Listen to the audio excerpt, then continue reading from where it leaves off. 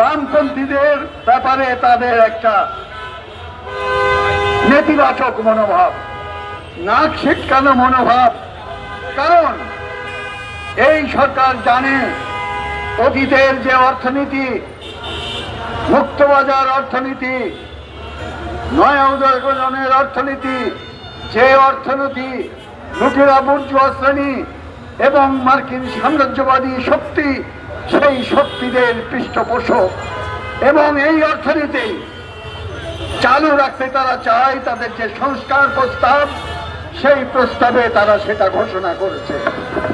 ফলে এই অর্থনীতির বিরুদ্ধে, জনগণের লুণ্ঠনের বিরুদ্ধে, লুটপাটের বিরুদ্ধে, বিদেশে অর্থ পাচারকারীদের বিরুদ্ধে এবং এখন যারা লুটপাটকারী তাদের পক্ষ নেওয়ার জন্যেই বামপন্থীদেরকে তারা প্রধান শত্রু হিসাবে চিহ্নিত করেছে।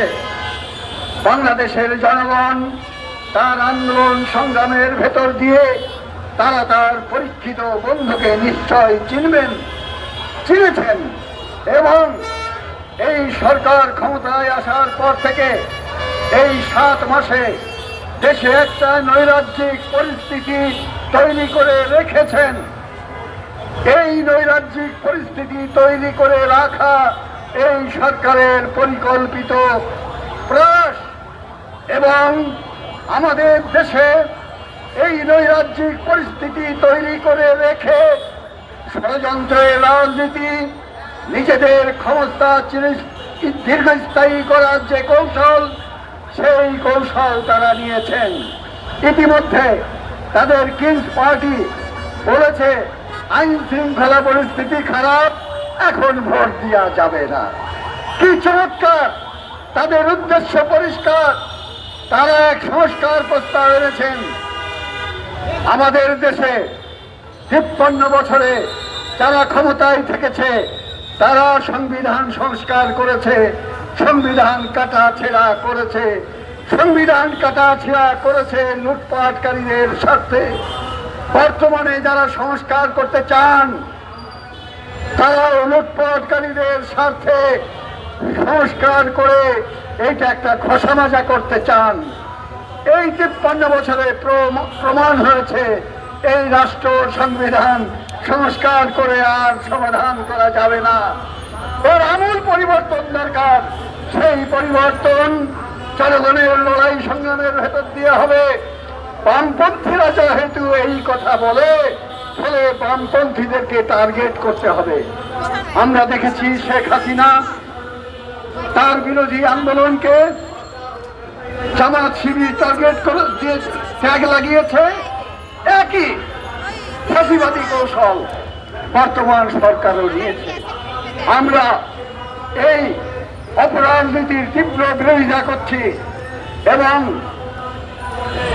এই সরকারের যে ব্যর্থতা, সেই ব্যর্থতার কারণে, যানমালের নিরাপত্তা না দিতে পারার কারণে, লুটেরাদের নিয়ন্ত্রণ করতে না পারার কারণে এই সরকারের ক্ষমতায় থাকার নৈতিক অধিকার নেই। বন্ধুগণ, তাই আজ দ্রব্যমূল্যের ঊর্ধ্বগতির প্রশ্ন, আজকে জনগণের যানমালের নিরাপত্তার প্রশ্ন, ঈদের আগে শ্রমিকদের বেতন বোনাস পরিশোধের প্রশ্ন, এই কথা যখন বামপন্থীরা বলে উনাদের গা জ্বালা ধরে যায়। উন্ডা চড়াও হন, উন্ডা শিক্ষকদের পর আক্রমণ করেন, ছাত্রদের পর আক্রমণ করেন, বিভিন্ন পেশাজীবী শক্তির আন্দোলনের উপর আক্রমণ করেন। শেখ হাসিনা আক্রমণ করে ট্যাগ লাগিয়ে নিজের ক্ষমতা পাকাপোক্ত করতে চেয়েছিলেন। এই সরকারও একই পথে হাঁটছেন। ফলে নব্য ফ্যাসিস্ট যদি তৈরি হয়, এই গণঅভ্যুত্থানের ফসলকে কাজে লাগিয়ে নিশ্চয় বাংলাদেশের জনগণ তা হতে দেবে না। আমরা এই সরকারকে পরিষ্কারভাবে বলতে চাই, বেশি কিছু নয়, একটি সংস্কার করার সুযোগ আছে। তা নির্বাচন কমিশনও করতে পারে, যে কিভাবে নির্বাচনে জনগণ ভোটাধিকার প্রয়োগ